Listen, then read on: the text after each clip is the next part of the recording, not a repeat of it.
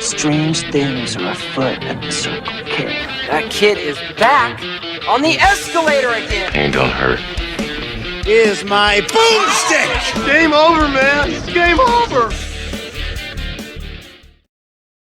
Welcome to the Bargain Bin. He is your host, Ben Mason. And he's your co-host, Sandra Luketic. And today we're talking 1992's Stay Tuned. As always, we assume if you're listening to this episode, you have already seen the movie. And this week, to chat with us about Stay Tuned is one of the hosts of Hey, Did You See This One? My good friend, Jason Phillips. Jason, thanks for coming on, man. Hello, and welcome to Hey, Did You See This One? Wait a second. This is weird. Why can't I see myself? This is strange. I guess this is a different podcast than I normally do, but it's about movies similarly, so you can understand my confusion. But thank you for having me on. I'll try not to be so funny going forward tonight. Oh, okay. When are you going to start? Uh-oh. And thanks. That was Jason from Hey, Did You See This One podcast. I'm sure we'll have him back sometime soon. I feel left out. I'm the only one who didn't say, hey, did you see this one? There's no time like the present. Yeah. Jason, exactly 100 episodes ago, you joined us to talk about Bone Tomahawk. And I guess the bad taste finally left your mouth, so you came back 100 episodes later? It's so funny that was the movie that I did, because back then I was doing a little show called Blossom Buddies, which was a Blossom podcast, and I had never talked about a movie, but that was back in, I believe, 2020, or was it 2019? Right. Okay. I don't know. Okay. So anyway, the COVID happens. I review movies on Instagram. So now I've talked a lot. I've written a lot about movies. And then I started the podcast that we were just talking about.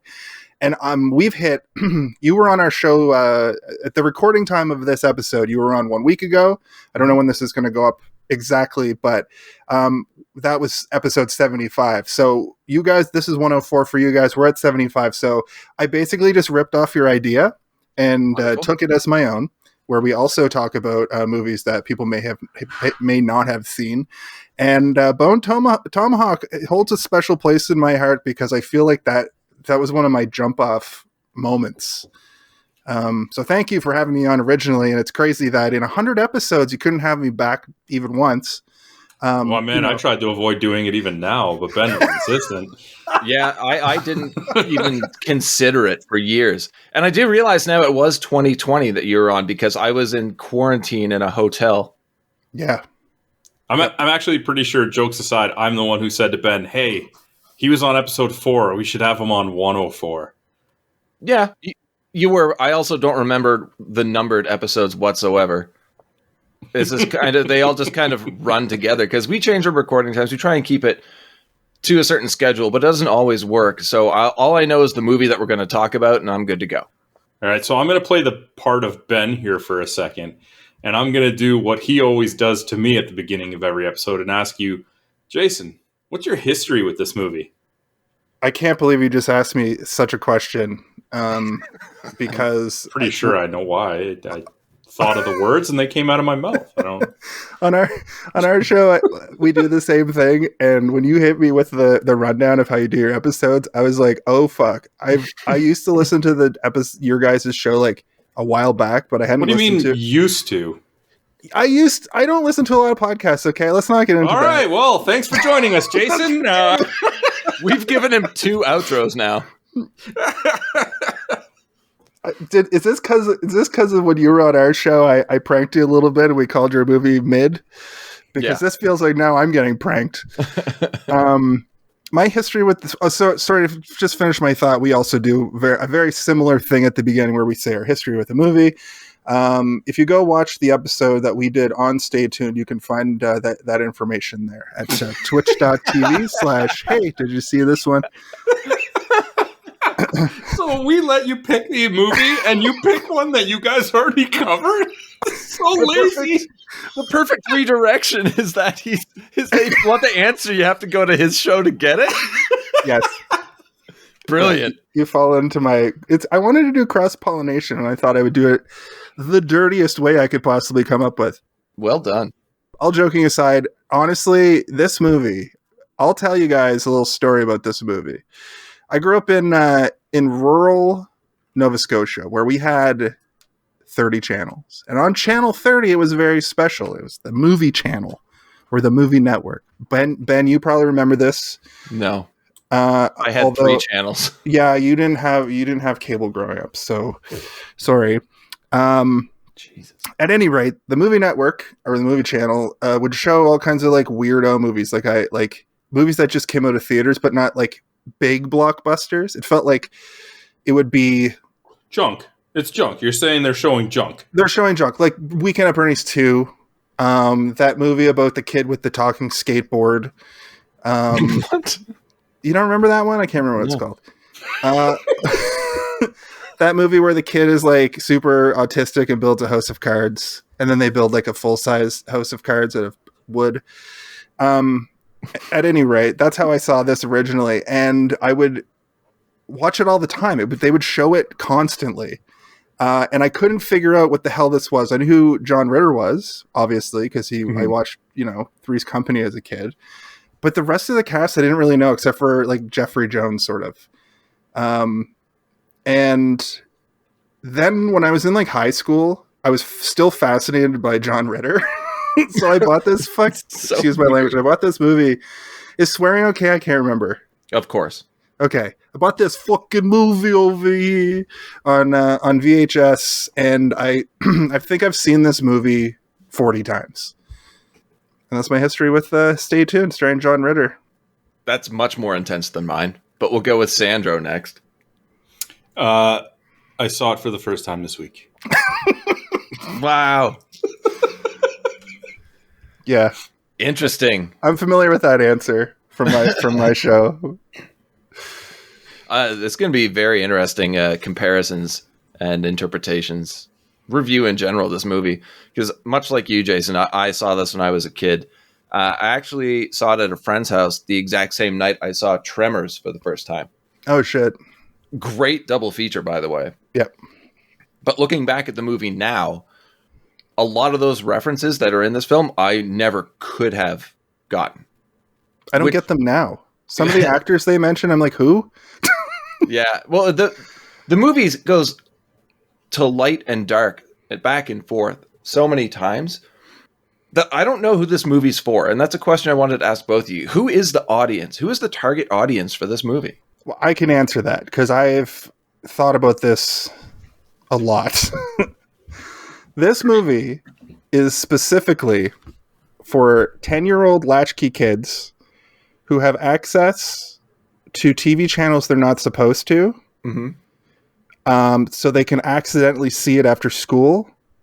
But it's also like a hard PG, where most PG movies are rated PG, and that of course means parental guidance.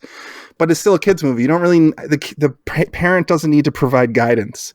But this movie, I feel like if you watch this with your 10-year-old son or daughter, they would be constantly like, "What does that mean?" But not just because the references are so dated, but because there's some legitimate moments in this that are like, that's not for a child. But then it'll, like you said, light and dark. It'll waylay into a moment that, like, this is a kid's movie. Like, all the shots with the kids trying to figure out the mystery, that's a kid's movie. I agree. But Dwayne's Underworld is not for kids. No, and neither is the breakup of the marriage. Right. Yeah, that's a pretty intense, like, 80s, 90s tropey, like, their sex life is dead. And they kind of talk about that element of it. Yeah, it's so bizarre because, like, we were talking about comedy for kids. Sorry, excuse me.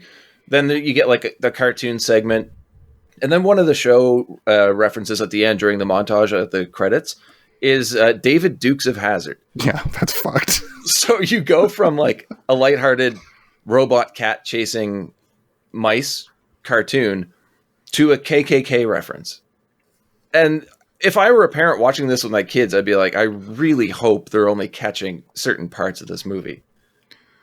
So there are conversations that shouldn't really be had between parent and kid. Right. Parent and teenager, sure. there's an interesting element that I learned about this, because I wanted, like I was saying, I've talked about this on my own show, so I wanted to bring a different slant to it. Mm-hmm. So I looked up actual trivia. There's no way to fact check this because it's just random trivia that you find on the internet. Yeah. But I did find in many places that this movie was originally offered to Tim Burton. Yes. And Tim Burton turned it down to do Batman Returns. And the director who did do it, along with John Ritter and the Pam Dawber. Pam Dawber, yep. Yeah. They read it and they immediately were like, with the director, the three of them were like, we have to make this thing. The studio originally wanted Richard Dreyfuss and Tracy Ullman to play Roy and Helen. But could you imagine the difference between whatever the hell this thing is, no pun intended, and a Tim Burton movie with Tim Burton's crazy style with Richard Dreyfuss and Tracy Ullman? It almost takes it to like a completely different like realm of film. Like it's almost at that point, we would all remember this movie as a beloved classic, I feel like. Really? I was going to say, if they got the original director and cast they wanted, that would have been the end of Tim Burton's career. Do you think that this would have tanked his career? Because imagine some of the visuals in this with the Tim Burton slant to them. Yeah, but Richard Dreyfuss was pretty much done at that point. Same with Tracy Ullman. Now, I mean, you can make that argument with Pam Dawber because most people just know her as Mindy from Mork and Mindy. Mm-hmm. John Ritter was still riding a high that started in the 70s? Yeah, like 72. Yeah. And I think the reason why this movie works more than that movie would is when you look at the writers and you look at the director, because their styles and the movies they work on clash so much that's why this movie makes sense. Like, you try and figure out what is going on here. You look at the creatives behind it and you're like, well, nobody should have paired these people together in the first place. Because it's directed by Peter Hyams. Well, actually, we'll go with the writer. The comedy comes through here. Jim Jennewein wrote Richie Rich, Getting Even with Dad. Remember that Macaulay Culkin, Ted Danson movie? Yep. Yeah. The Flintstones movie, Major League 2. The director, Peter Hyams, did, after this anyway, like Time Cop, Sudden Death, The Relic, End of Days.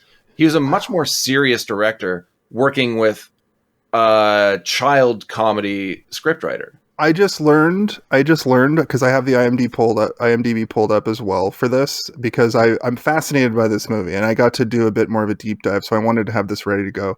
Sure. We did Outland starring Sean Connery on the show, which I don't know if you guys have considered doing it, but I think it would fit your show real well. But be prepared for it to be kind of a snoozer with lots to talk about. At any rate. Yeah, I've been there. I didn't realize that, he directed. I didn't realize he directed Outland. I somehow managed to miss this in my looking up stuff for both movies. And he directed Time Cop as well. Yeah, holy shit. And Sudden Death. Yeah, like he worked with Van Damme for a while. The Relic is a great horror thriller. You got Arnold, like I said before, with End of Days. Mm-hmm. Yeah. Wow. I want to watch his whole portfolio from Stay Tuned on, basically. The next movie he did was Time Cop. That is blowing my mind right now. And it makes sense. A very dark, serious take on a film, but coming off of whatever this is. Sandro, I noticed that you haven't said a whole lot. I'm assuming it's because you're still stunned from watching Stay Tuned. Yes, I am stunned. Yeah, I was curious to see how you would react to this, because guess we'll have to find out. I know Ben always coaxes you into watching things that you're lukewarm on. My attempt is always to try and mask what my feelings were towards a movie until the end, and then how successful varies very greatly. Well, your excitement level right now is... Well, it's still... I'm confused. I don't know. The why don't we get into the plot then, Ben?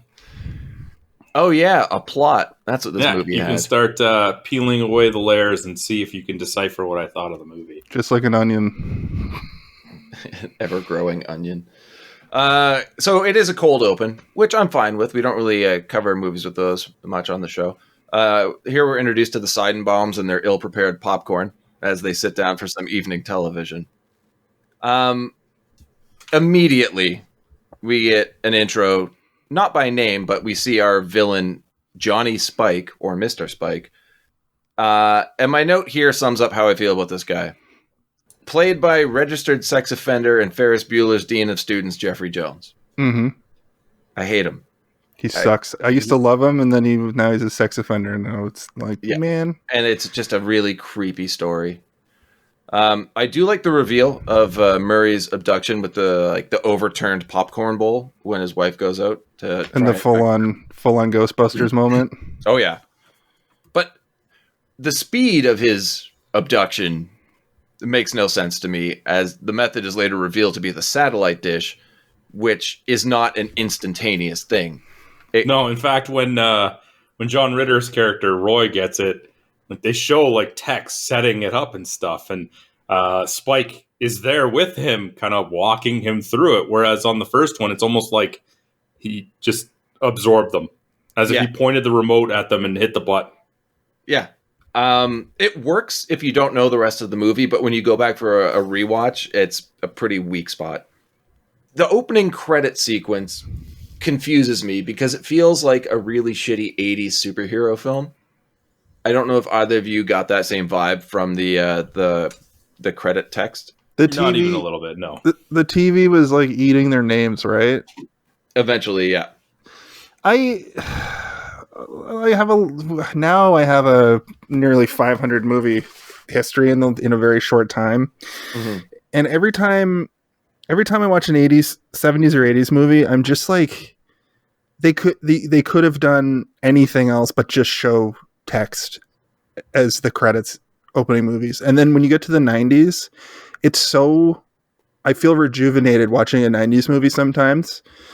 Even if it's a bad movie, I know that credit opening is going to be some sort of trying something new banger. Like, even if they just show a city behind it. And I feel like with a movie so bizarre, they could have just had movie posters for fake TV shows or something.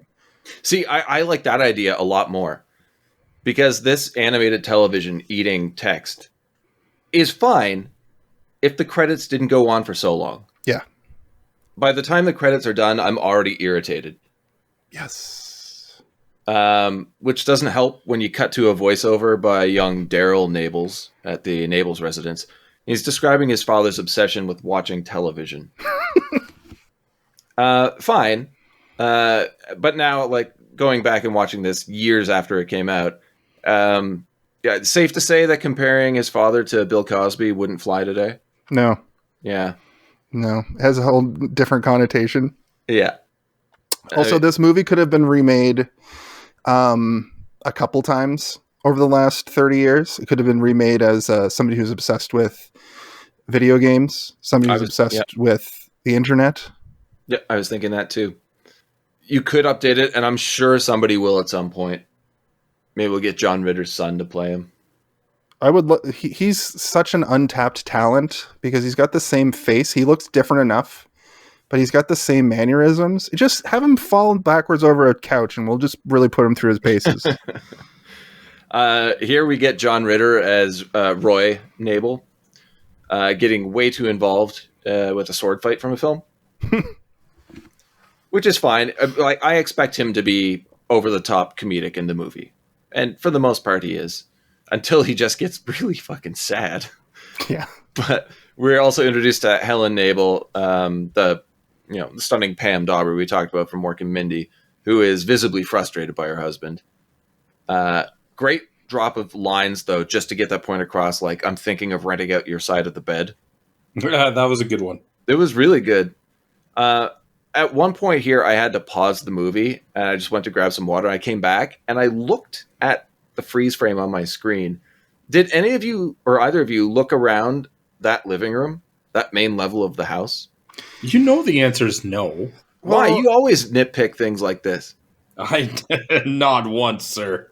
The layout, I know that the layout is like untouched living room and then den. And the thing that I did write down was one little thing that I liked was how he has the TV guide like taped to the side of his TV. Yeah. But outside of that, it's just like very messy. And that's really the only other thing that I really picked out. I'm excited to know what you're going to hit me with right here. Well, it is. That's just it. It's very messy. Pam Dawber just came home, and Helen walks in basically announcing that she's back from work, and he's the only person at this point on the main level of the house. There's 7 lights on throughout the 2 rooms that we see. Of course, the fencing foils and shield on the wall. That's fine. A messy dartboard. There's beer bottles all over the coffee table. For some reason, there's just a bottle of mustard on the side table by the chair.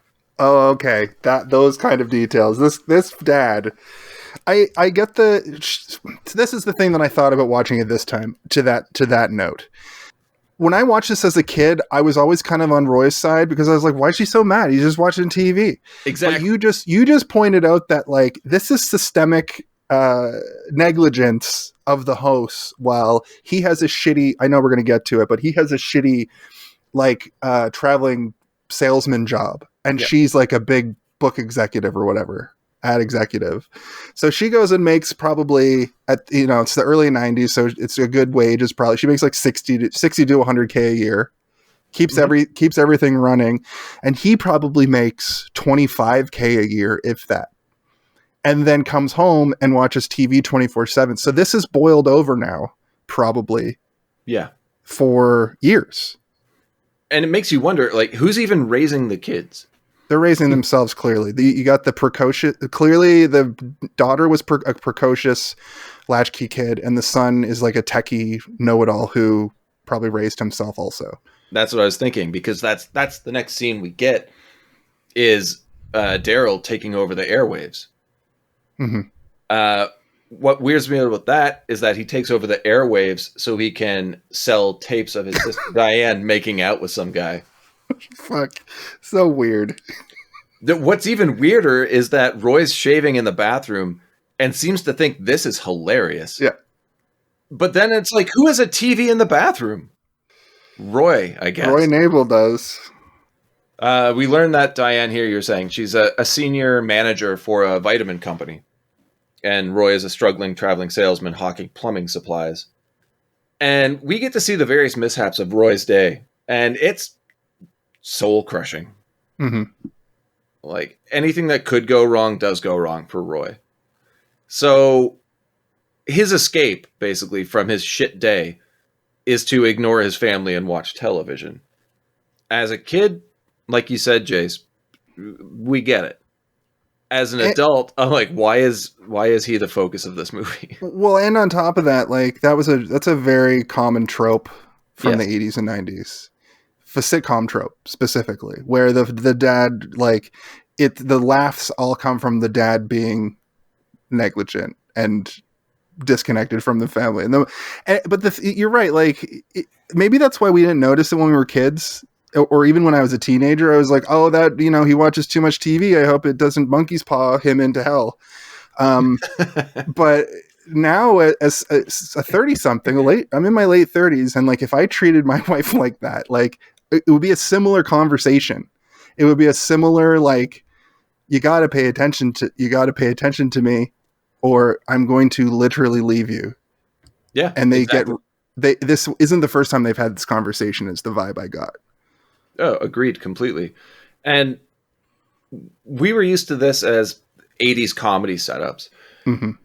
It was also used heavily, I would say probably made famous by Michael Keaton as the setting at the beginning of a drama where it's forcing a character to own their weakness, step up and better themselves into saving the family or relationship. So we kind of get that here, but the story is muddled because of the ridiculous comedy thrown in, to the point where their relationship and their making up becomes such a B plot that when it happens, it's said in one line in a voiceover and you don't see Helen again. But that night the kids leave to stay at their friends' homes, and Daryl reveals that it was a plan to give their parents time alone to try and work things out. I don't know how many kids are that aware of the parents' dynamic, their relationship dynamic. I know I never was. My parents were always split up. I would say that son Nabel is maybe 13 at the oldest, or Yeah, at most. I'd say he's 13, 14, youngest or oldest. My point is though that he might be a little bit aware of it, and the daughter might, even though she's like the worst character ever put to paper, she might be a little aware of it. But both of these characters don't seem like the type to like action it. But also, it seems like we're late in a story here because they're trying these things. Yeah, but it's the conceit of this. This is what would happen on like Full House, like or like The Parent Trap. Like let's get our parents stuck together and then they have to love each other. It's such an 80s notion of what kids think parents are, but through the lens of a 50-year-old screenwriter writing what kids think they want their parents to be. Accurate. Helen proposes the idea of a getaway like they used to, but Roy is too involved with the basketball game to care. And that is when Helen decides to throw a trophy through the TV. And what would we call that now in the year of our Lord 2023?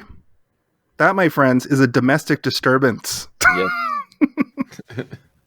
How dare she? It's there's a one line back and forth they have, each of them. When she's proposing the idea of the getaway, where she's like, Roy, I have an idea. And he's so into the game. He's like, great, congratulations. You know how proud I am of you. I was like, oh my God. Like, well, I mean, in his defense, it was double overtime. Like, leave him alone until the game's over, then have your little meltdown. We see where Sandra stands in this. And also, like, I know you mean that's mostly in jest, but to be fair, there were only... double overtime. It was Seattle and Portland, and this was the year that Seattle was a contender. To be fair, though, it was only... I mean, of course, Portland lost to Chicago in the finals that year, but if they're in double overtime, clearly Seattle was doing something good. How am I the single one? I hate so much. But that's a very good point, Sandro. There were only 4 minutes left, and basketball doesn't take the same kind of pauses that, like, football does. Hey, man, double overtime's rare. It's true. That's a high-scoring game, probably, too. Yo, you don't have those stats, Sports Star? What do you want? Stats. I just told you. What stat? You can't just say stats. What stats? Points. What was the score of the fucking game? I couldn't see it on the TV. Yes, you could. I didn't pay attention. Do you think you could have pinpointed what game that was based on like context clues of the year and... Well, I mean, the commentators do say that Derek McKee fouled Clyde Drexler, so it's clearly Seattle and Portland. There you go. Well, we already know that. That's awesome, man. When wrestlers show up in movies and on our show and I pull out wrestling shit, they look at me like I have two heads, but I appreciate that you're able to rattle off knowledge like that. I do appreciate that. That's fun to me. A lot of fun. I don't know what you're talking. I have no idea what you're talking about, but I appreciate. You could be lying also, but I do appreciate your commitment. How long has this poor relationship been going on for? Because she seems way too caring. But they were high school sweethearts. Exactly. It seems to have been going on forever. So I don't understand how she hasn't kicked him out. Especially with lines like, when I met you, you were a doer, and now all you are is a watcher. She probably got pregnant. Wow. No, that's it was the fucking 70s, dude. If you think about it, these kids are probably 13 and 16 or 12 and 15. I guess, right? Yeah, that makes sense. It's 1992. They're probably high school sweethearts because they're young, right? John Ritter was only maybe 40 at this point, if that. And yeah. There wasn't that was a recap of the family structure. I didn't have more to say. I kind of hit a wall. You guys. Well, now that we've established that John Ritter was around 40, let's move forward. Now that we've got that vital piece of information. No, but my assumption is that around 20 years old, they either hooked up or they were high school sweethearts. Ben is right. They probably got knocked up with the Hellspawn daughter. And I didn't say that. Oh and wait, yes, here we are. I'll go with being right though. We'll take. They've that. they've probably been together for like 15 years. I think is mostly my point. You are very, very concerned about the early goings on. You of this relationship. started this. He did. He totally did, and they pinned it on you. You phrased it like, "What do you guys think?" And I gave you an answer, and you're like, "Well, aren't you concerned?" I actually have in my notes, how long has this been going on for? Anyway, Jerk, Ben. we assume that Helen has gone to bed, and loser Roy has pulled the classic 90s move of putting a smaller TV on top of a broken one. That's probably the TV that he was using when he was shaving. That bathroom TV is in the living room now. Enter Spike. Posing as a cable TV salesman, he woos Roy with his new satellite TV deal, which Roy immediately turns him away for, but upon hearing that it's a free trial, signs the contract anyway. And why not? You know, some people give their souls for such a deal. My favorite part of this whole bit is how he's clearly got a deal that's too good to be true. All you have to do is sign this paper. There's over 666 channels. Yep. Roy's too dumb to like put it together. And then later when the wife comes back, he's like, "There's over 600 channels." That makes me laugh every single time. What made me laugh is that this weird guy shows up out of nowhere, dressed like he's the Shadow, convinces Roy by showing him a remote control to a television, which leaves Roy completely awestruck. I've never seen that before. And then just tells him it's a free trial, over 666 channels, and Roy's sold. Does he do the little flippy thing at that point? Do we see the mechanism? No, it's in a box. Okay, because I want to talk about that when we get to it. Yeah. And the gigantic satellite dish is up. Sandra, at the beginning of the show, you were talking about how at the Seidenbaum's house, they already had techs setting it up. That they would have had to have techs setting it up, much like here. There's only one guy setting it up here. They're just watching him, and the guy looks like he's having the worst time of his life. Because Don't lift a finger to help. The satellite dish is massive, and we know this is just a low-level demon, right? I thought that was actually quite funny. Yeah, he definitely works for the big guy downstairs or whatever he says. Yeah, but Spike drives off just as Helen returns home. I like the effects of him of the road, sorry, as it breaks up and allows him to drive down into the pits of hell, and then it just covers back up over him. But Helen returns home. It's very late. We don't know where she's coming from. And honestly, my immediate thought was affair. I never thought that, but oh my God. And another question, much less important. Where is Roy's car? Left it at the bar, took a cab home. Right. But yeah, Helen freaks out immediately at seeing the TV when he's trying to show it to her. We get clips like 3 Men and Rosemary's Baby, sadistic hidden videos, which is absolutely ridiculous. What happens in sadistic hidden videos, Ben? What happens? Well, it's a hidden camera show where they have someone dressed as a police officer, I believe. Okay, I like where this is going. Yep. Go up onto the front stoop of an elderly woman's house and knock on the door. When she opens the door, he asks her name and asks if this was her husband's name, and basically tells her that her husband died. Wait a second, that's completely messed up. Yeah, and she starts crying and sobbing, and calmly the police officer asks her to look over his shoulder and asks if she sees the camera. And then she asks immediately, "Am I on sadistic hidden videos?" And the two of them laugh together. Like it's the best joke in the world. Comedy. I thought it was hilarious. You're sick. I've always thought that gag is funny because when we were the age when this movie came out or when we watched it originally, like those kinds of prank shows were very prevalent. Well, you're also sick. This is the one clip I really enjoyed though, because it is like rooted in reality, but it's so ridiculous and taken to an extreme where you can't help but laugh at it. Note to self: this is the one bit Ben liked. Not far off. I mean, you literally said it. Yeah. Helen packs her bags. She encounters Roy outside adjusting the dish and decides to smash it with a shovel before announcing she's leaving.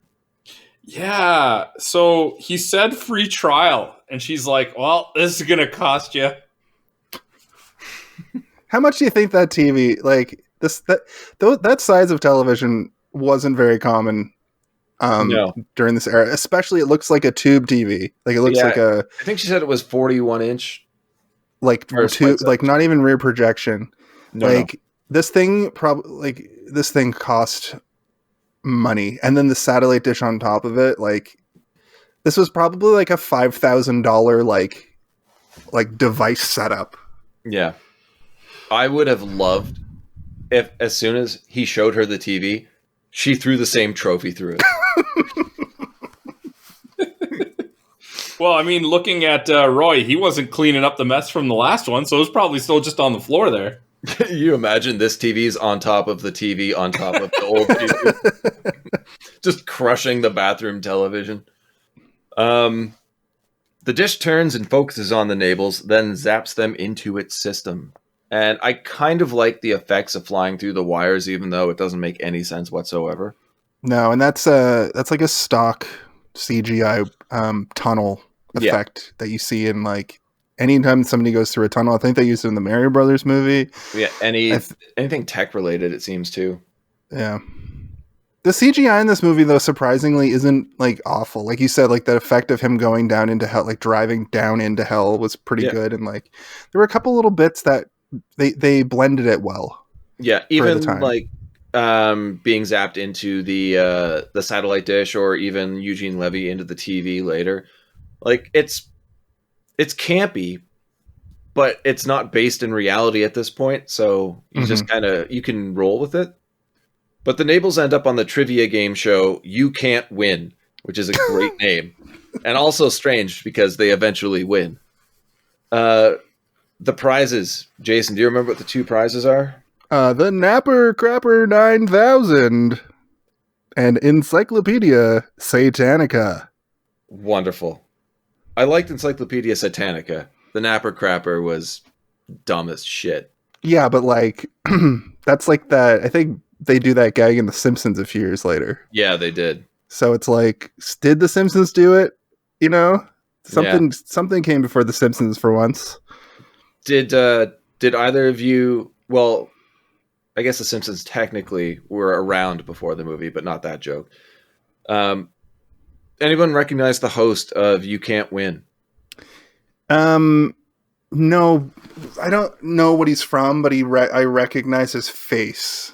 Well, that should not be the case. You should recognize his voice. He is the announcer for SNL. Oh, Don Pardo. Well, no, Don Pardo was the announcer, like the voice. Oh, I thought you meant the host. I did know Don Pardo was the announcer. No, he is the host. Wait.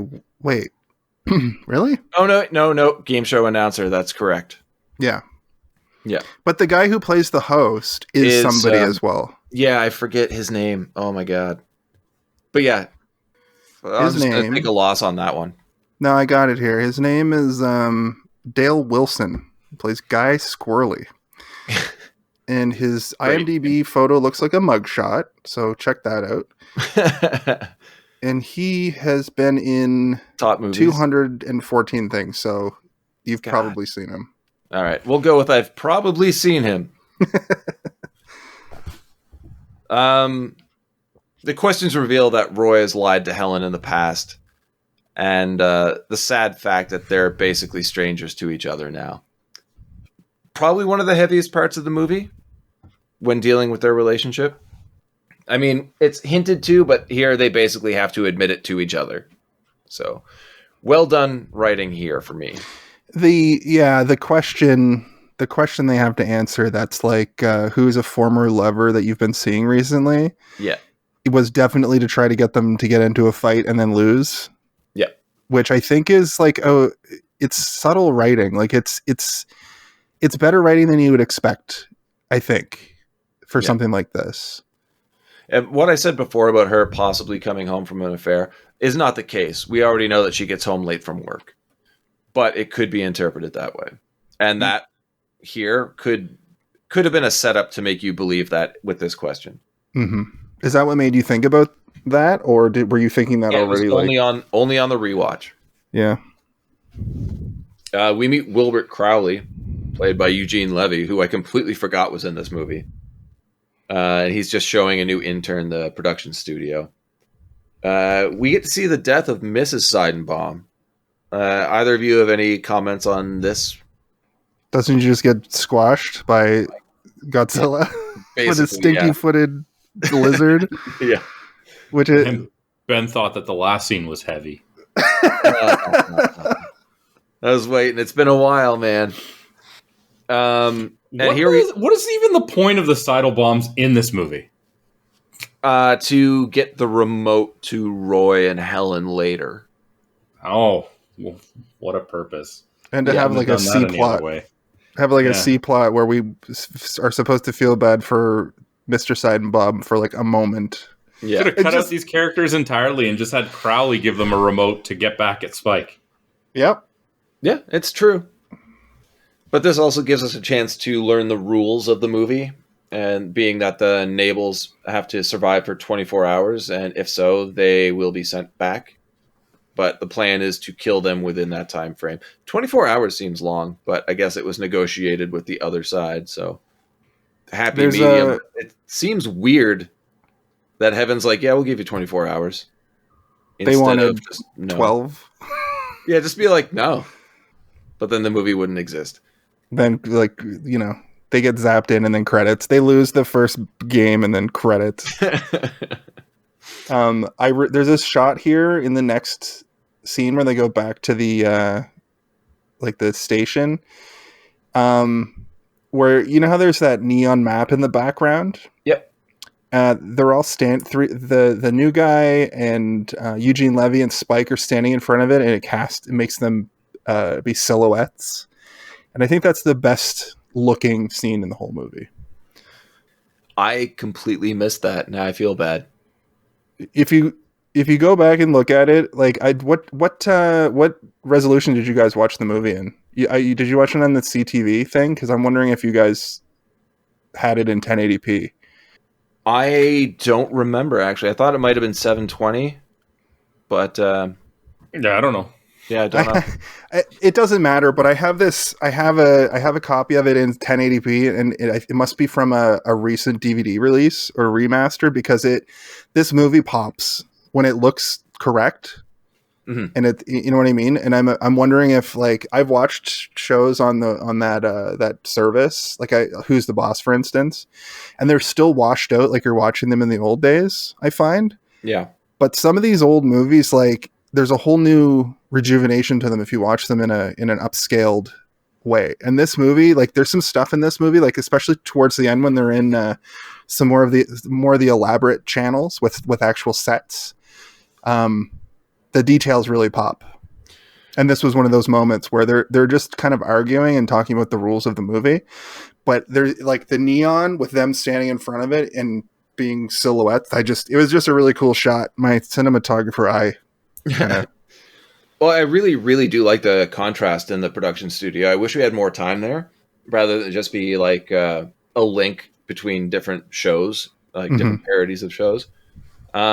I actually found myself more interested in what was going on behind the scenes than with our main characters.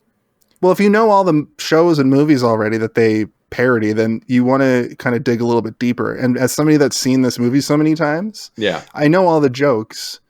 So these other little smaller things pop out to me. Next, we get Crowley making a misstep with Spike and being banished into the TV world. Like I said before, we see Eugene Levy get zapped in, and I think that does look quite good. Mm-hmm. And there is one rule and one little gimmick to this movie that I really enjoy, and that is traveling from one show to the next. You have to pass through basically a screen of TV static. And I always enjoyed that you never really knew where it was. You actually had to find it. So when we end up, not in the next bit, but northern overexposure, and we see Eugene Levy like just digging through layers of snow and ice, trying to figure out where the screen is. I love that because you don't know how long you're going to be stuck there trying to survive before you can find a way to escape. It seemed pressing. Before we continue this moment, because there's a lot, this scene is like a pretty elaborate one, like what I was talking about earlier. Right before this, we also get to see the way the remote control works, and yes, I was wondering, like, did they create like an invention for this movie to make that do that? Because it's pretty awesome. And I know it's not like practical, but I would like a working replica of that is something I would buy. Just as a gimmick, just as a fun thing, like that, you know what I mean? Just like, because we still use remotes now, right? If I could put my little Roku remote in one of those and just pop it out, I think that would be funny. Yeah, you don't even need a remote. Just put your smartphone in it. Yeah. See, there you go. You've just updated this movie 30 years. Well, I remember seeing that device or gizmo or whatever it is in action films from the time where you'd store like the tiny gun up the sleeve of your jacket. Oh, yes. And it would pop out and spin and you'd grab it and start firing. I mean, like, it was really made popular, I guess, in a movie that came after this, in Desperado, which was either 94 or 95, I can't remember. But you did see it before then. I thought it was always kind of neat to do that with the remote. I thought it was funny, but I never really thought about it. It looks really good when he does it. With the remote specifically. And now that you say it, like, I do now recall seeing guns do it. I mean, the remote is his weapon. Right? Yeah, it is. So yeah. It's pretty good for comparison, right? It's a pretty lame weapon if you're a demon, though. Not if you can zap somebody into a fucking television. He's just meant to be annoying, not like malicious. He is very annoying, though. Yeah, he really pushes my buttons. Shut up. You get one pun from now on. That was pun two. That was good because it went over my head. That wasn't a pun. Yeah, most of them do, and I look like a complete idiot. Here's something also before we get back to Northern Overexposure. This movie reminds me a lot of the video game The Simpsons Bart's Nightmare. Just a little thing. It sucked. It's bad, but the street, and then he picks up the like pictures and he goes into like another nightmare, and it's like kind of like a channel based on a popular pop culture thing. Yeah. Or a Simpsons reference. That was I think about that when I watch this movie now. I think about that game all the time. It really made me think about that one episode of The Twilight Zone that they redid for the movie in the 80s about how all of the adults were terrified of a kid who had these magical powers where he could just create things on the spot, and they like were always horrific and violent and dangerous, and like there was a demonic bunny he just manifested out of nowhere. So they had to do whatever they could just to please this kid so he wouldn't get mad at them and basically kill them. Is that the one where the kid goes big? Not to my knowledge, but or is that a different movie? Okay. But it's like he's manifesting demonic versions of shit that he sees on TV. So whenever I watch this, it immediately makes me think of Twilight Zone. Okay. I got one more for you, though. Let's do it. Rick and Morty Alien TV. Well, yes, obviously. Yes. Okay. I'm done with references. We can progress with the plot. I apologize for this detour. That's okay, because now you can talk about the Underworld Wrestling League, where the Navels participate in a mixed tag match. And we do get a wrestling personality appearance. Wrestling match? I thought this was a Cyndi Lauper music video. Well, all we have there would be Captain Lou Albano. I thought it was a Phil Collins music video, actually. No. What is there to really say about this? One-man gang and an unknown actor are wrestlers, and then Helen and Roy were working their shit out while they effortlessly beat up these behemoth people. Yeah. Helen just murders them with a mic stand, Yep. and that's it. And They that's fall that. through the screen. I wrote they easily dispatch the wrestlers in my notes. Yeah. Well, Helen gets some of her hair ripped out and goes on a fucking murder fest. But the next day, Daryl notices the new satellite dish and TV. Diane's stoked about her parents being gone and immediately starts planning a party, and I hate her so much. I hate her so much. We get 2 new commercials, though. Yep. Autopsies of the rich and famous. This is for kids? Like, who is this movie for? And Max Hell. We never really got the Max Hell commercials where I grew up. I don't know if either of you got them. I only saw them in magazine spreads. Yeah, same. The Naples now find themselves on Northern Overexposure, a show I've never talked about before. Never Where once. they meet Crowley trying to find the screen. Or conduit, I guess we'll call it. One of the more enjoyable, I guess, segments. More action-packed is for sure. So I'll tell you something about, just to go back to my history with this movie a little bit. This is always the point of the movie where I tune the fuck out. Yeah. This was always I'd put this movie So you on didn't with stay friends. tuned? No, never. I'd put this movie on with friends, and I think that even though I've seen this movie quote unquote like 40 times, the Les Miserables part, like later, I don't even really know what happens because I've seen it so few times because this is one of those movies where it's like, hey, look at this, look at the idea that's happening in this movie. Isn't this hilarious? Okay, well, let's go do something else now. Yeah. It's tiring. It gets exhausting. Yeah, the pace of the movie, the amount of shit they throw at you it's too much. And most of it is not good. Sandro? Yeah. Anything to add? No. Wonderful. Valued comments. But yeah, God. That's so basically they hide in a shed and push the bottomless structure over to the screen that Crowley had dug through as he's being attacked by wolves. But do you know what's undeniable? This part is almost a mini climax because the chaos, the chaos of the wolves. They used real wolves first and foremost. Yeah, the wolves, the them trying to push the shack while it's on fire, and the wolves, and the frostbite bit where his fingers fall off. Like it's snapped just his finger. Yeah, it's so chaotic and so unhinged. Yeah, and Eugene Levy actually lost an arm and a leg in this scene. I don't think that's true. Yeah, if you look closely in his newer show, you'll notice he walks a little differently, and one of his arms is completely fake. In Schitt's Creek? Yep. Okay, well, I just watched that show to completion. Yeah.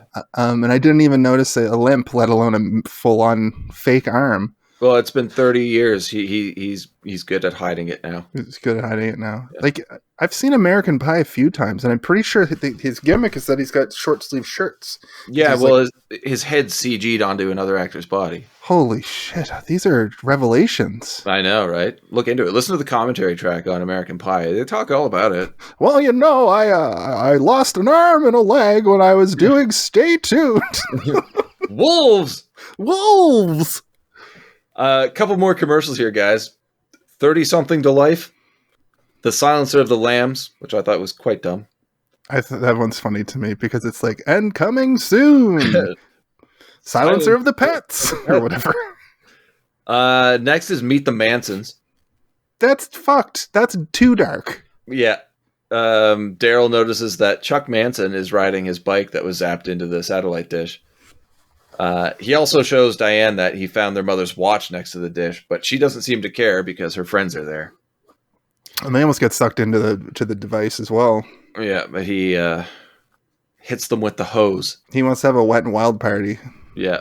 Which is another problem. If they get sucked in, then that completely just messes up the whole part later where they can only contractually take one person. That also seems like a thing that they were like, oh, well, we need some more things to happen in this movie, and Roy getting out would be good, but Helen staying in to have Roy go back. But why? Yeah. When they And I both mean- get zapped out. The need whole more contract conflict. thing also doesn't make sense for the Seidel bombs either, but there's no need for consistency here. No. The Nabals are now in that unnamed cartoon as animated mice being hunted by a robot cat. It's like the only part that reminds me of seeing commercials for this movie when I was a kid. Animation is good. It's really it's good. Chuck Jones. Yeah. Makes you think that the movie's for kids. It's not? No, it's not. But if they saw this part, they'd be like, "Oh, look, a cartoon." That's true. And this segment, it's Chuck Jones who does like Bugs Bunny and stuff back in the day. Yeah. But also they started animating this like months before production. So like half a year, I think. It feels like some of these things were like ideas that they had and then wrote backwards. And this is the biggest one because they have evidence of them probably having like a script, and then they've probably filled the script with all these like parodies. They were like, the script probably had moments in it that say insert parody here. So the whole original script for this thing was probably more like an elevator pitch. And then they might have written as they made the movie. I think that's entirely possible. I think this is definitely something they used to get investors. But this is only the only one scene I can think of where Roy is a complete straight up asshole. And it's with the donuts. Yeah. Yeah. When Helen's like, how can you even think about eating donuts at a time like this? And he goes, what should I do? Look for some oat bran? I'm starved. So he's out in the open trying to get these donuts, even though this robot cat's chasing them. And Helen just says, if you don't come down here this instant, I'm leaving. And Roy's response is, where are you going to go? Your cartoon mother's house? It's such a biting statement / question that he doesn't do anywhere else in this movie, I think. Yeah, and it's a little cheesy. Okay, remember what I said about one pun from now on? They're not eating cheese, they're eating donuts, jerk. They're mice, asshole. Oh, I did not realize that. Okay. Do I need to come back in a few minutes when Look, you sit down and shut up, Jason. Oh, jeez. This is happening. No. Oh, jeez. Just a little guy. Ah, cheese. Oh, fuck. Daryl's been watching the show and pieces together the facts that his parents are in an evil TV world. And I don't know how that doesn't melt this kid's brain. Good thing he pieced it together, because it didn't help when Helen says she has 2 children, names their names, says the address of their house. And Roy. Yeah, would have taken a real genius to figure it out. That's what it took for her saying all of that stuff right down the barrel of the camera, too. It's basically like we can't rely on the story to realistically show the kid's smart enough to get the point, even though he's their tech whiz somehow. Yeah, but the daughter is a prime example of... right, yeah. She doesn't believe anything. She's like Scully in the first season of X-Files level. That's of true. Like, none of this is... That doesn't seem... It's got to be some sort of science. And it's weird how, Diane, like you said, she just doesn't care. Roy apologizes to Helen, but the robot halts that. Roy beats the robot cat by ordering a robot dog from Acme, which I thought was actually fucking hilarious. But that's classic. That's some good stuff. That's some good cartoon writing. Cutting to 2 more commercials. We get Different Strokes, which, I mean... So dark. It's very dark. My dad had a stroke. I'm allowed to make jokes. This movie's not allowed to make jokes.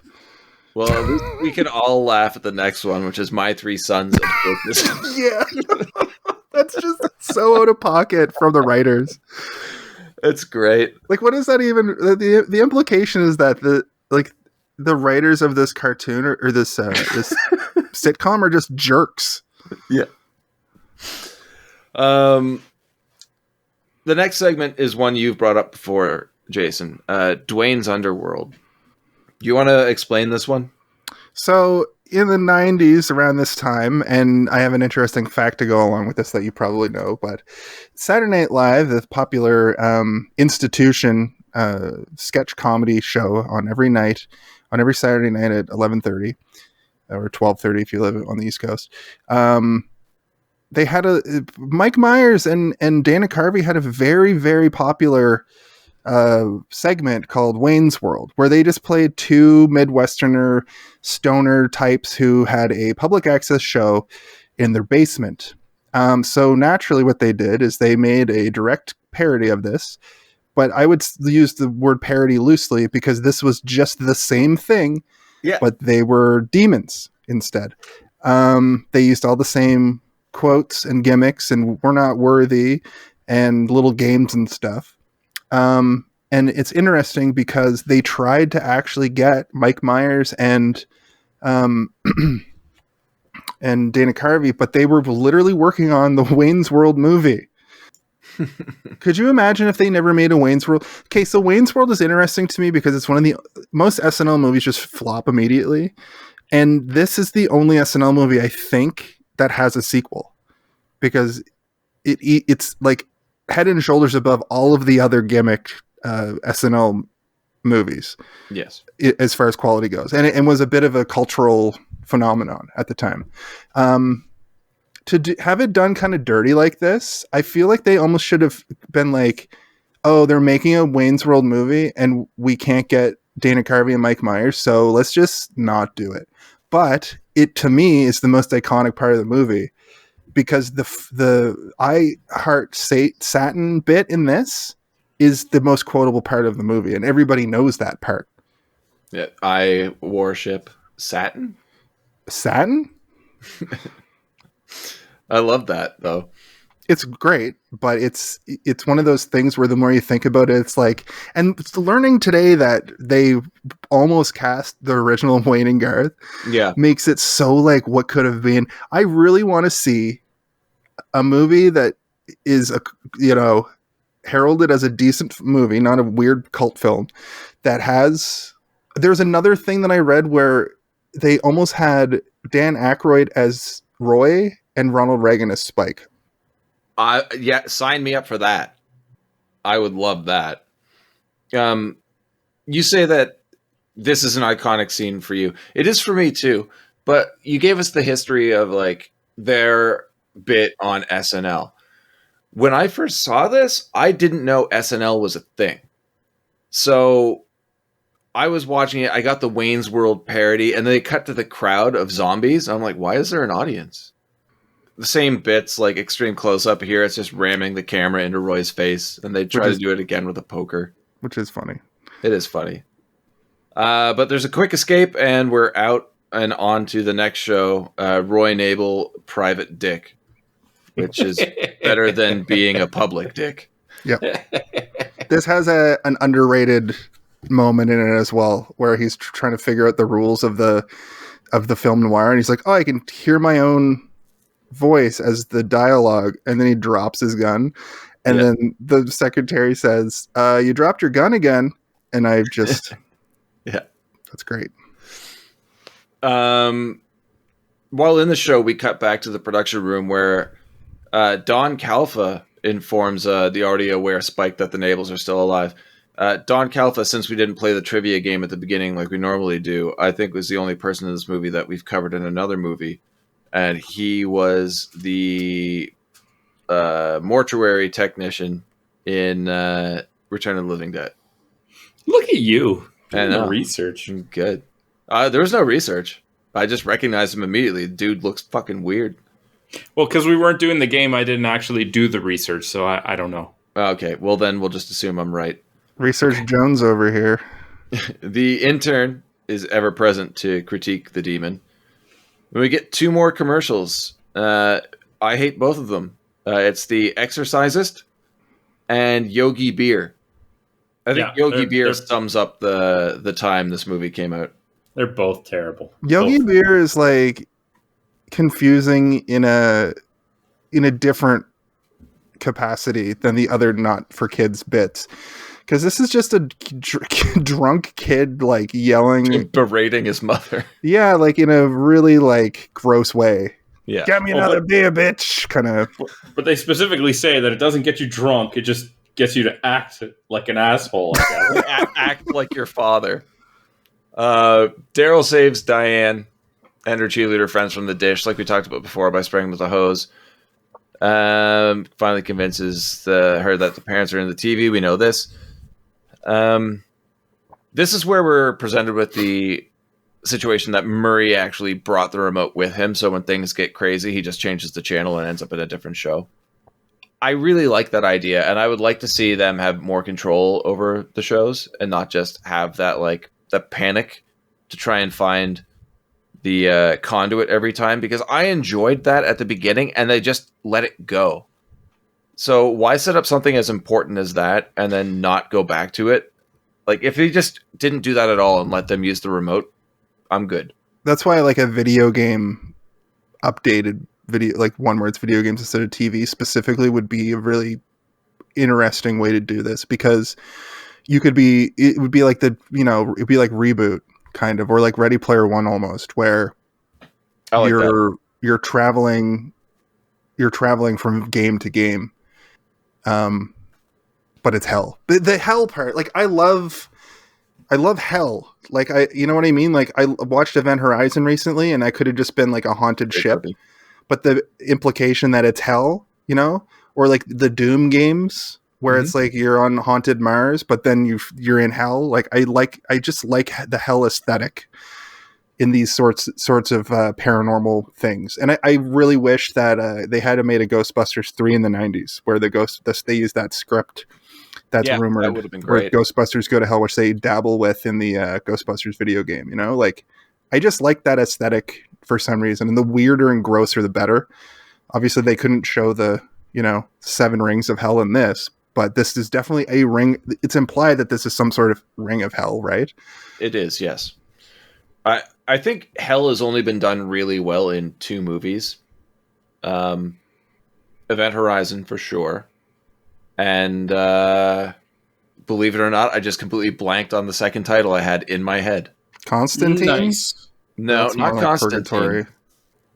Devil's Advocate? No. What's that one with Arnold Schwarzenegger? End of Days? Yeah. Directed by the same director as Stay Tuned? Yeah. No. I need to watch that, man. Yeah, you do. If I think of the other movie, I'll mention it. But they end up in Off with His Head, which I think we can all agree is one of the worst bits. Yeah, and it's Les Miserables. Yeah.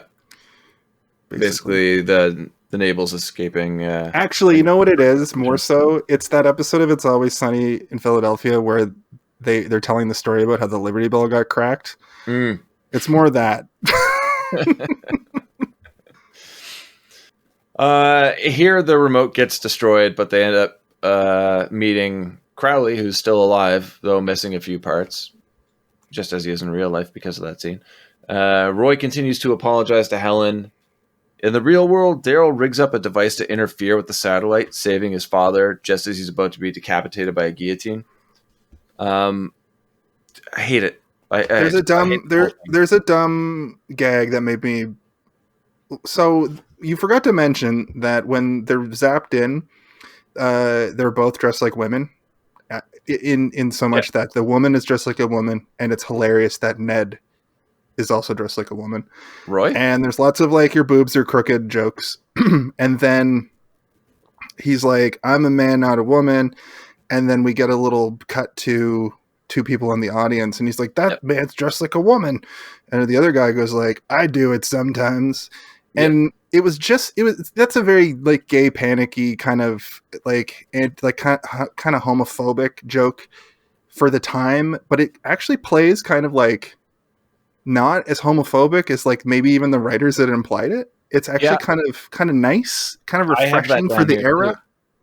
Too. Yeah, it says, I have the note that just says, how come he dresses like a woman? And the other guy just looks to his right and says, I do that sometimes. Yeah. And yeah, originally I'm like, whoo, risky. And then I'm like, well, there's no backlash from saying that. There's no like even look by the other guy. He's just confused. Like it's not even like, oh, he doesn't like. There's no real overt homophobia. No. I'm watching a lot of these old movies. Like there's a lot of weird gay panic stuff that is really off-putting because it's clearly put in the movie. Like especially old horror movies. Even like Nightmare on Elm Street 2, even though it was like it's like now a gay icon movie. It's not played like that. And at the time, definitely wasn't viewed like that.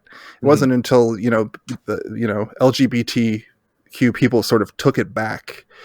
And this is one of those moments where I was like, either the writers like slipped in some homophobic nonsense and tried to make that the gay joke, or they had a writer who was like forward thinking enough to make a little innocuous bit of commentary, a little innocuous joke snuck in for people to, talk about at length 30 years later.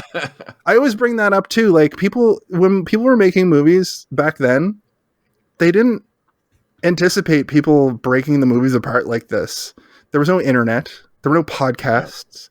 There was Leonard Maltin and Siskel and Ebert being like, this movie sucks because of the cinematography and the pacing. And perfect God, what's the word I'm looking for? Impression. Sorry, of all three of those. All three of them. They all sound like Andrew Dice Clay. Yeah. Oh. Continue. The score is similar to Home Alone, and I fought the whole time trying to figure out what the hell I was listening to. And then I realized that whoever did the score for this movie just completely jacked Home Alone score.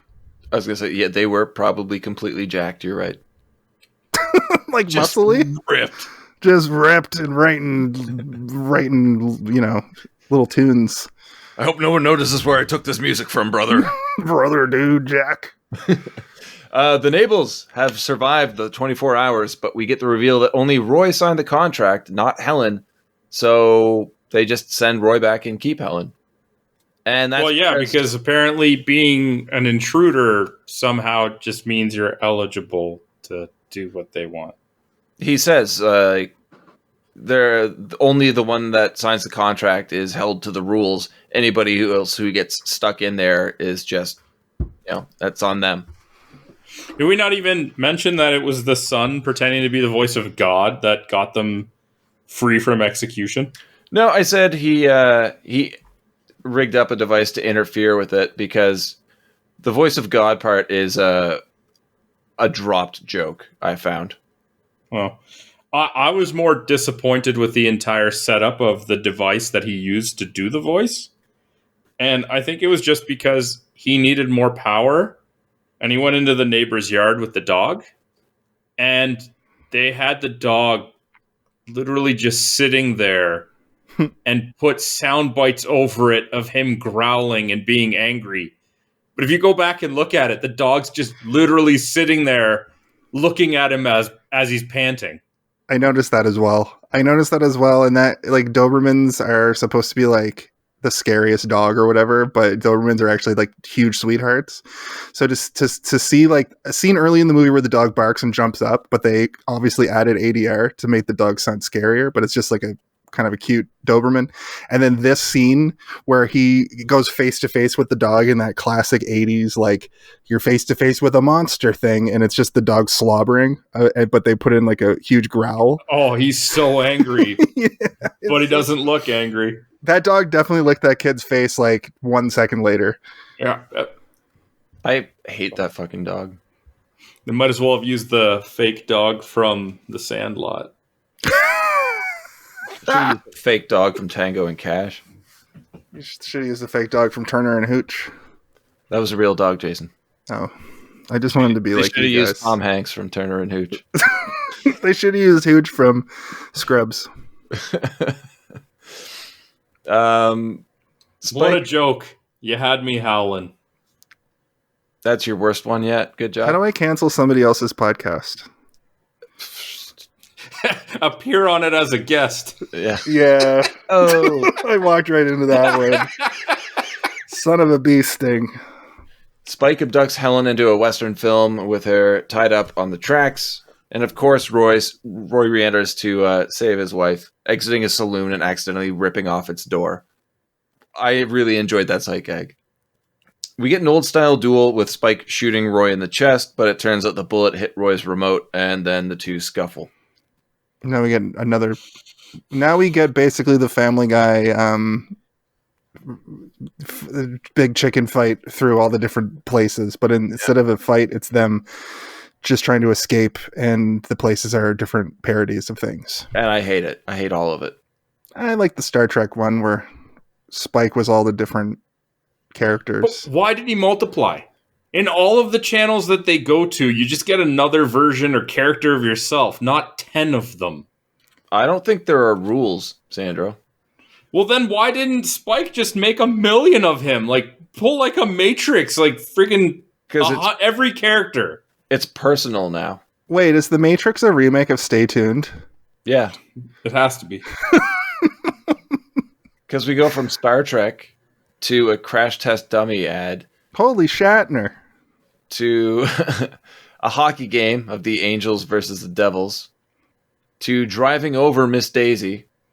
Which I had a good laugh at. I laugh at that every time. Finally, they make a Three's Company reference. Then we just get thrown into some medieval show. This entire time, Helen is still tied to the tracks. But in the medieval times, Roy is disarmed, but the kids zap one of his fencing foils into the dish, allowing him and Spike to continue their fight. Which Chekhov's fence. Exactly. They fight over the remote and end up in a Salt and Pepper video on HTV. H stands for hell, I think. Yes, it does. I actually really like this song. I like the song. I like the music video. It reminds me of this era of music so much. And when I was a kid, I bumped this song. Like, I remember this tune. Oh, me too. Roy's dancing, pure gold. It's so funny. And his getup, the like yellow, like Chiquita Banana Lady getup, like, and he's like got a weird, like, he's got a weird spray on tan and a like 5 o'clock shadow beard. I can't really describe why, but it's interesting to look at. It is. It definitely grabs your eyes. Roy and Spike just trying to get the remote from different dance members. The volume joke kind of left me speechless. Roy gets the remote and Spike tries to partner up with him, which I found very uncharacteristic. Any comments on that? I more so just keep thinking about. I really wish that Jeffrey, what's his face? Jeffrey Jones. I wish he wasn't such a a canceled Hollywood individual, because him as the DJ was like mesmerizing. I thought it was great too. Yeah. Now you know these things have this gross slant to them, but like that was the thing I remember as a kid. Like him, I liked him in this movie a lot, and that DJ moment was good. But yeah, you're right. They're sort of playing hot potato to get because they both need to get the remote to get out of there. I think is sort of the conceit of that. Yeah, it's just the thing is, I feel like if Spike lost the remote, all he would lose is Roy and Helen's souls, which would get him in, a bad spot with Satan. But he's not stuck in the music video. Like, he doesn't need it to travel through. Like, they would find him and bring him through. Like, that's not an issue. So Roy just zaps him away. And I'm like, well, that doesn't really mean anything. And then, of course, Roy returns to rescue Helen, and Spike's production crew tries to help them. Everybody loves Spike. So, but this also, there's the intern has sort of taken control at this point too. So I feel like maybe it's because of him. It has to be. Like, it's just the storytelling in this movie is kind of poor. So like, there's probably cutting room floor scenes that make some of these parts make a little bit more sense. Or maybe just parts they didn't bother filming. Nobody there liked Spike, so obviously it was a mutiny against him. Yeah. The Nables just hit the power button on the remote, which removes them from the TV world and sends them home, where they reunite with the kids. And here, again with the dog, they're confronted by the neighbor's dog, which I have never written here. I haven't yet mentioned for reasons. But the dog is zapped into the TV world. Then the dish just melts into oblivion. Yeah. Don't know why. We do get that scene with Spike hanging from a chandelier and the dog. Or is that after this? That's right after this. It cuts to that medieval show or movie again. And then we see that the intern has actually taken over Spike's job. Daryl takes us out with a voiceover, letting us know that his parents got back together. That's the last time they mentioned Helen. Roy opened his own fencing school, and the only TV he watches now is 60 Minutes.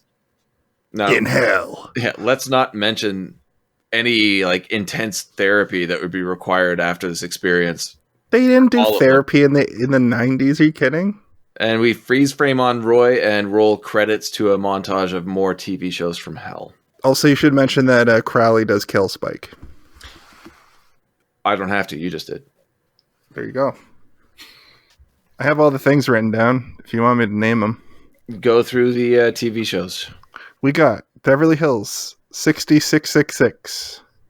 Terrible. We got I Love Lucifer. That's great.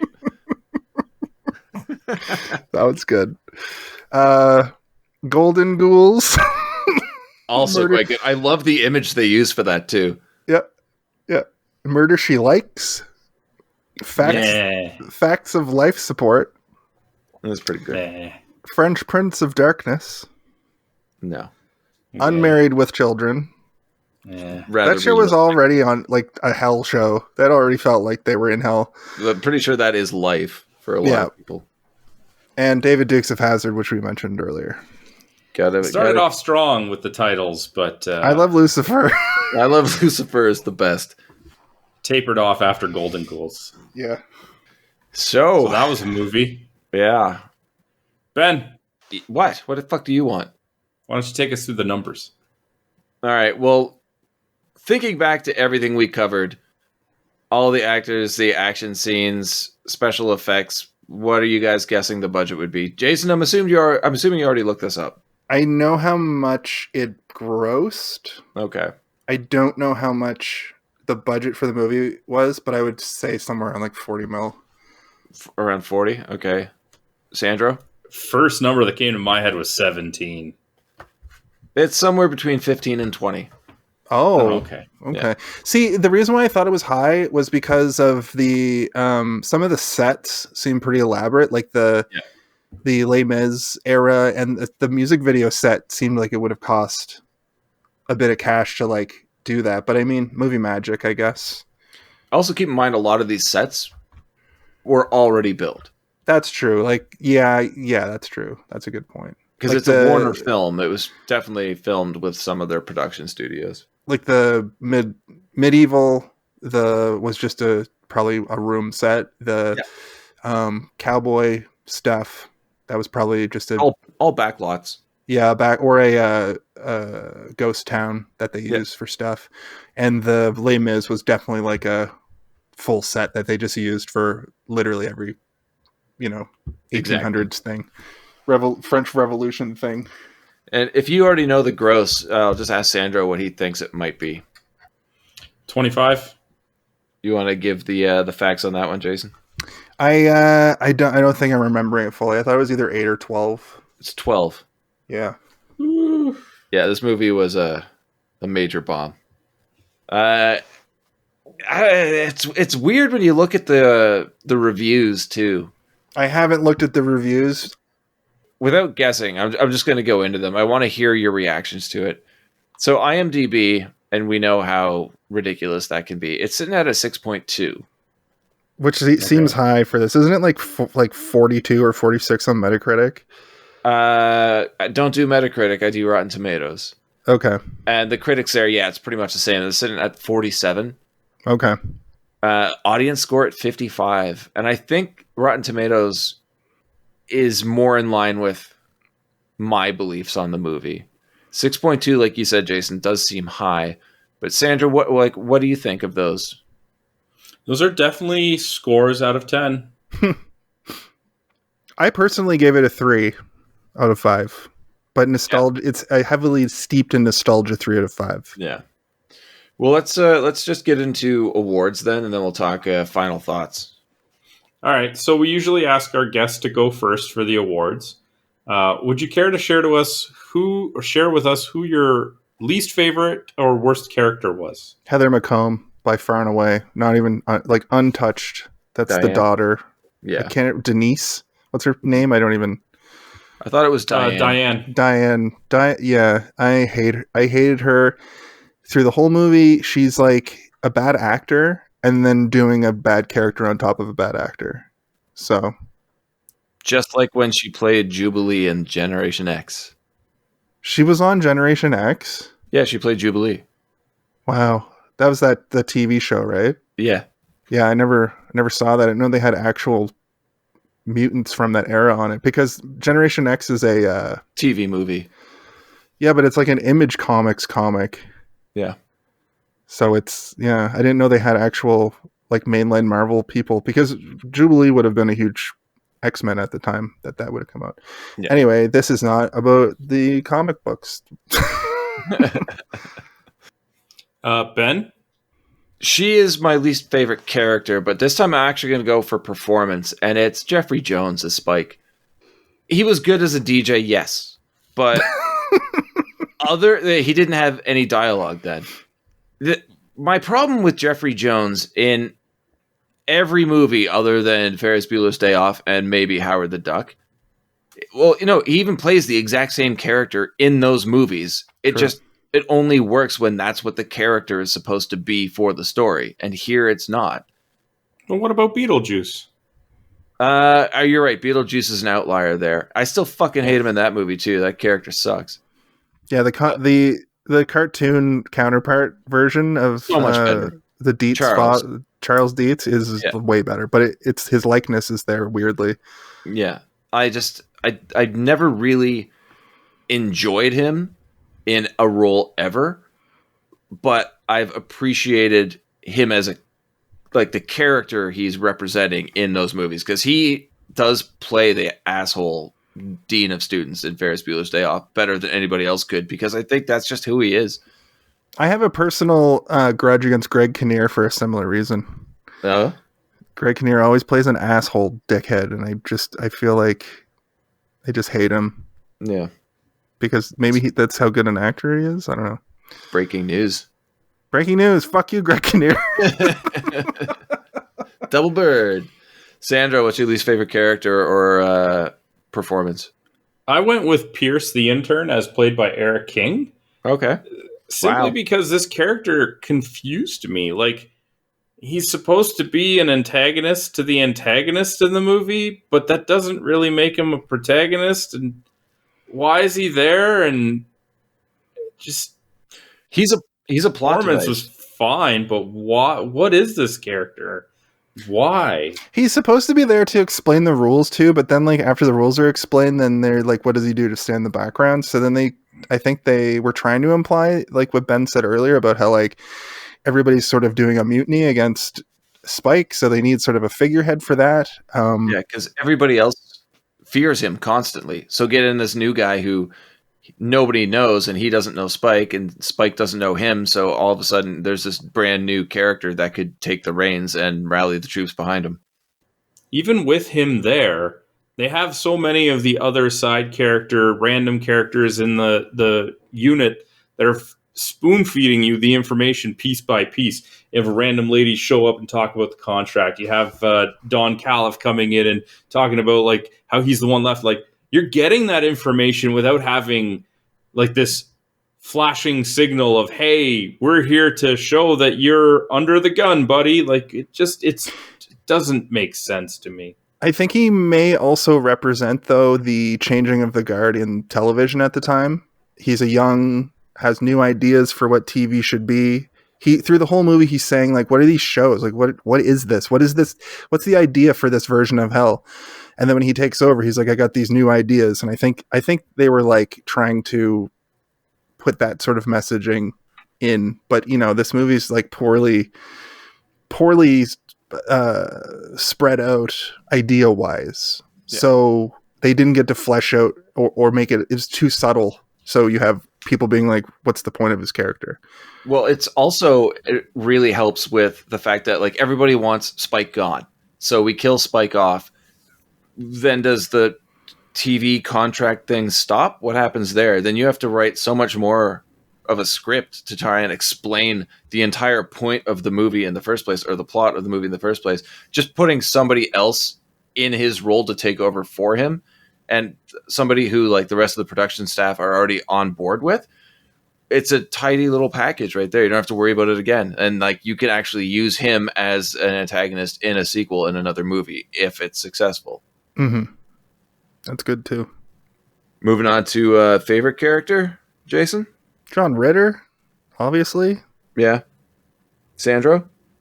I didn't really have anybody.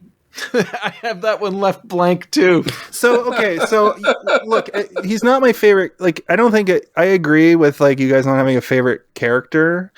I've never not answered an award before, and I couldn't think of a character I liked in this movie. Yeah, I mean, okay, I would say my favorite character is Crowley then, but I got to put down John Ritter as the obvious choice for what it says here, best favorite performance. Yeah. And if I was to add a why, it's like, because it's fucking John Ritter.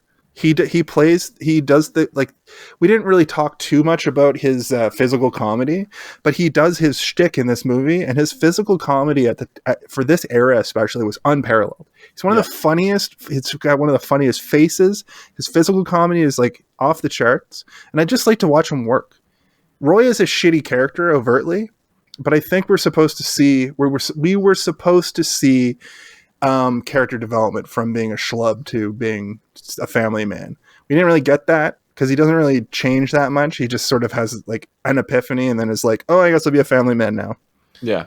But we also don't really, we just perceive what his life was like before the movie even.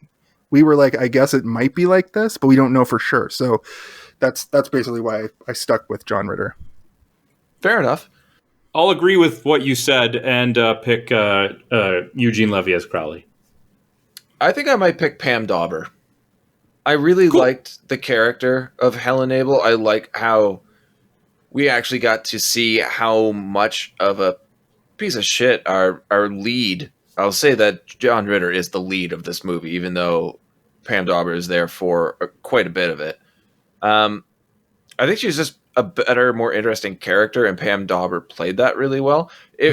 I will go along with what you're saying, Jason, though, when it comes to physical comedy and the fact that this is a vehicle for John Ritter. He is phenomenal in this. So he probably does have the best performance, but I would say my favorite character is Helen Abel. I could probably agree with both of those. Crowley was a great character, and she played the straight man, right? So yeah, that's a good grounding for a cartoon character that, like, Roy was a cartoon character in his life, and she was like, you gotta figure it out, man. We have 2 kids and I have a real job. Jason, favorite or most memorable line? Just like the channels, probably. Maybe not a line, but like I'll always remember the different parodies. But if I do have to pick up a direct line, it's always going to be, I worship Saturn in that moment. Nice. But now it's going to be Mr. Neebly, or Mr. Neebly, you dropped your gun again, because that made me laugh out loud. Yeah, same. I have Mr. Nabel, you've dropped your gun again. And he just yells, I know. I know! And does John Ritter face. Sandro? When they went into the cartoon world and John Ritter made a statement about being strange, and Helen said, strange? I'm a rodent wearing high heel running shoes. The word strange is somehow lacking. That's good. I feel like that's a more intelligent pull than mine, because that's good writing. And I like what the Wade's World guy said, I worship Saturn. Okay, guys, memorable scene. Jace? I'm gonna go Dwayne's World again, and the music video sequence. Yeah. Sandro? I guess there was a Blazers Seattle game that went to double overtime. That's the best choice for you. I got to hear the announcer reference Clyde the Glide Drexler, so that's something. Nerd. Did you just call him a nurse? Yeah. I'm with Jace. It's Dwayne's Underworld. I don't like it. It's just most memorable for me. Yeah. Actually, if I'm going to go for an actual moment, the thing that stuck with me my whole life is when it goes, "You got to start me up," and then he presses the button on the controller at the very end of that sequence. That has weirdly stayed with me literally since the first time I saw it. I know, it's such a weird, like, the brain is so bizarre in what it remembers. Let's roll into our final thoughts here. So, based off of what you remembered, Jace, and then watching this recently, what are your thoughts on this movie overall? Like a quick summation, if you will. Like, dislike. Would you recommend it? What about it stands out, or what's it missing for you? So this movie plays into a lot of tropes that I enjoy. A lot of parody and comedy that's fun to me personally. I like the Ghostbuster style of like big budget practical effects with a small scale story. It's got similar vibes to, like, we didn't talk about this, but UHF is another one that was rattling around in my head when I watched this, or rattles around in my head when I watch this. Understand. With the most random shows being shown like as interstitial moments throughout, which I definitely love. It reminds me of the Rick and Morty TV episodes. And as I was saying, like, the movie looks good. And in 1080p, it really popped. And somehow the CGI for 1992 is like better than like so many movies from between 1989 and like 1997. It's used very sparingly, so I think that's a plus. But when it's used, I couldn't, like, it's such a cartoony movie that it doesn't look out of place. But I'm not sure who this movie's for. I think it was designed for a 10-year-old to accidentally see on an upper cable movie channel. It's a family movie, but it's like a PG movie. You actually need parental guidance for. It's heavily steeped in nostalgia, and that's I think the movie works. You know, it's dumb, but if you're in the mood for a dumb comedy, it just works. And as I said before, I gave it a 3 out of 5. So that's pretty much my in summation of this thing that I'm not really sure what it is. And to go back to what I said a couple times during the show, like, I'm really finding out that it was almost a Tim Burton movie. I who knows what this thing could have ultimately been, but I'm glad it still got made because it's so weird. All right, Sandra, do you want to go next, or do you want me to go? Yeah, you can go, man. 10-year-old me loves this movie. 40-year-old me can't stand it. And I honestly don't know what changed, but I think it's nostalgia that's already stale for me. It's been done time and time again. I've seen it so many times, I just don't care anymore. It's the same reason why I can't watch Jedi anymore. I watched it so many times, I just hate it now. We've talked about the acting, we've talked about memorable scenes. I don't know who I would recommend this movie to if I were to recommend it, because it would have to be somebody who was born around the same time as us, who saw it as a kid already. Because if you show it to somebody now, like, I'm going to say, I'm assuming Sandro did not like this movie. It's a very difficult one to watch for the first time as an adult because it's so confused in what it's trying to be. Like you said earlier, Jace, it feels like they went in with the idea of what they're going to do with the bit of animation, or at least the script for the animation, and then wrote it as they went from there. It's written by somebody who writes movies for children, but this is not a children's film. It's directed by somebody that does darker, action-oriented films, but it's not specifically for adults. So it's a weird mix that I find just doesn't work. As a kid, I enjoyed the funny parts, and the rest I just didn't get because I had never experienced those sentiments, emotions, whatever, situations that adults would have, or had seen the movies that they're referencing, or shows. As an adult, it's just depressing. And everything they're referencing is so dated to me now that I can't enjoy it anymore, and the sense of nostalgia is gone. So it sounds like I really hate this movie. It's not that I hate it, I just don't enjoy it, and it makes me really sad. because I had great memories going into this, and I waited for the majority of the film before I could have a decent laugh, and that's really disappointing. It does look good.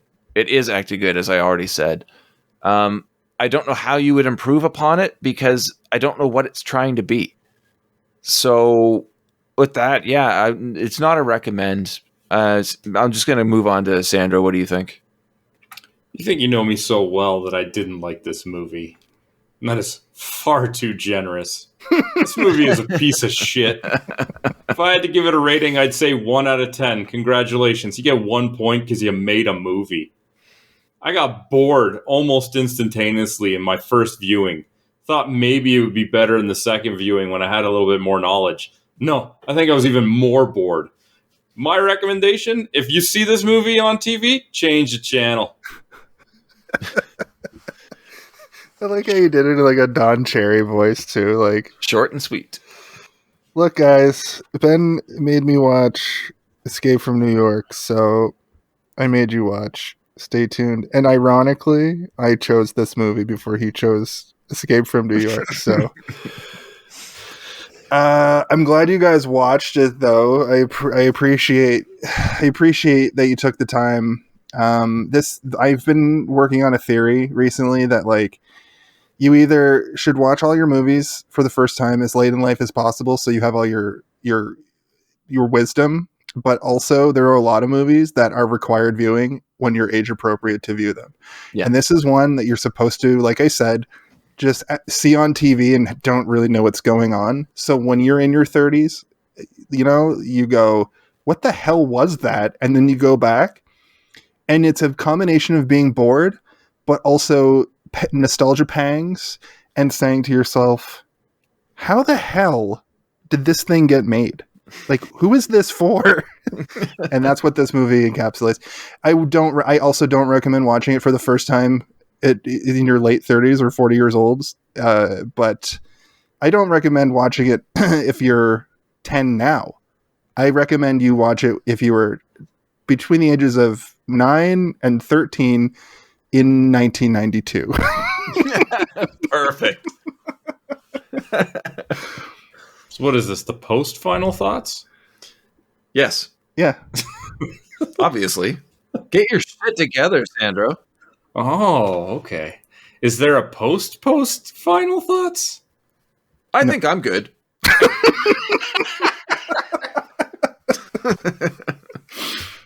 All right, so that was our thoughts on Stay Tuned. If you guys want to share your thoughts with us, you can hit us up on social media. We are on Twitter at BSBargainBin, Facebook.com/BSBargainBin, BSBargainBin.com, or you can leave a comment in the comment section of YouTube.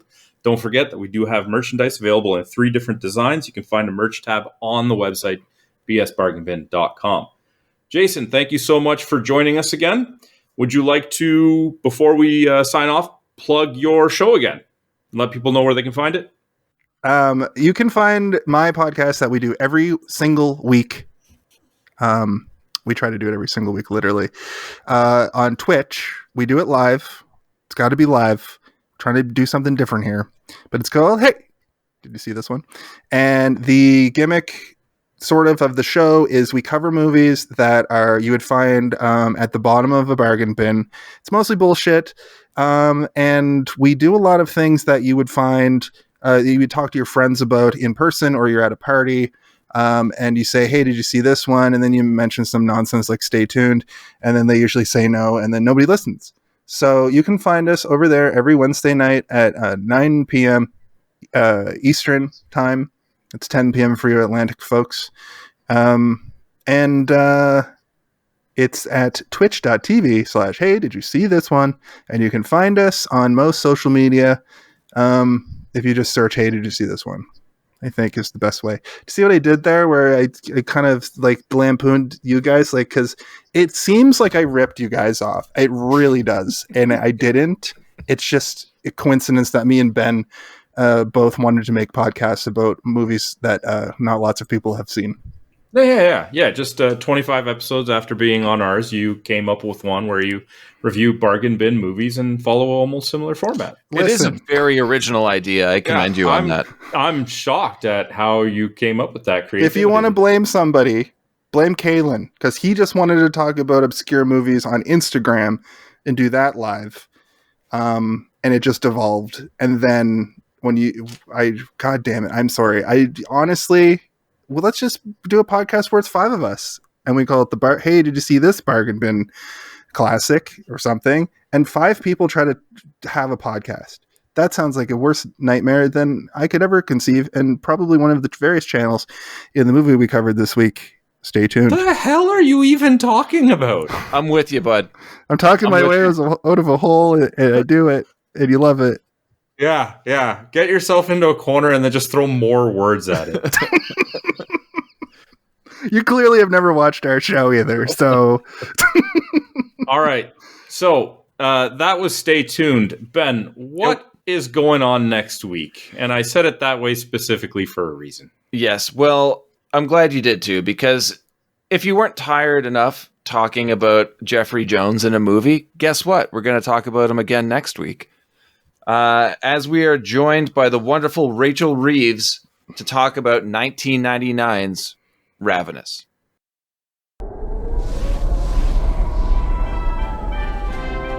I'm sending you to California, Fort Spencer.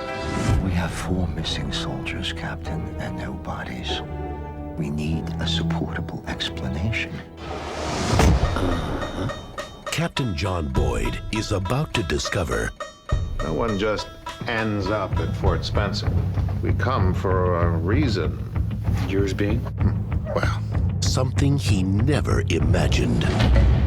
we have a great sense of camaraderie here at Fort Spencer.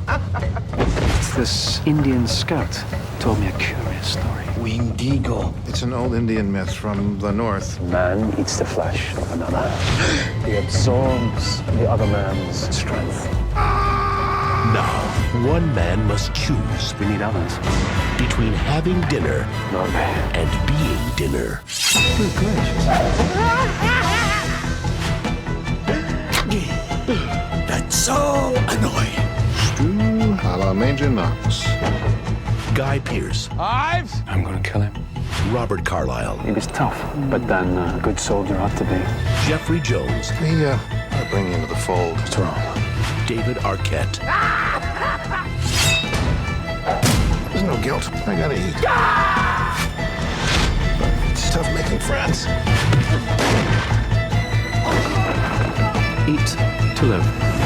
Don't live to eat.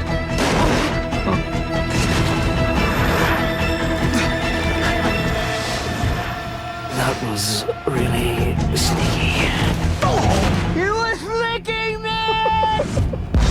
Ravenous. Bon appetit.